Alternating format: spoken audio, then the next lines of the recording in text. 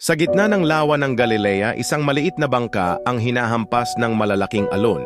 Ang hangin ay malakas, ang langit ay madilim, at ang tubig ay pumapasok sa loob ng sasakyang dagat. Ang mga alagad ni Jesus ay takot na takot sapagkat tila malulunod sila anumang sandali. Ngunit sa kabila ng kaguluhan, si Jesus ay payapang natutulog sa may unahan ng bangka. Hindi siya nag-aalala, hindi siya natatakot. Samantalang ang mga alagad niya ay patuloy na sumisigaw sa takot. "Guro, wala ba kayong pakialam? Malulunod tayo!" Sigaw ng isa sa kanila habang niyugyug si Jesus upang gisingin. Ang kanilang takot ay lumalala habang lumalakas ang bagyo.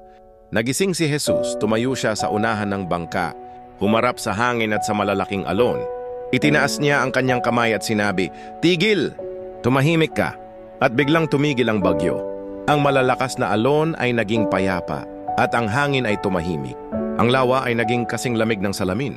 Napaluhod ang mga alagad sa labis na pagkamangha. Sinabi nila sa isa't isa, "Sino ba talaga siya? Kahit ang hangin at ang dagat ay sumusunod sa kanya." Si Jesus ay may kapangyarihan sa lahat ng bagay. Kapag nararamdaman mong natatangay ka ng mga bagyo ng buhay, tandaan mong kasama mo siya, manalig ka.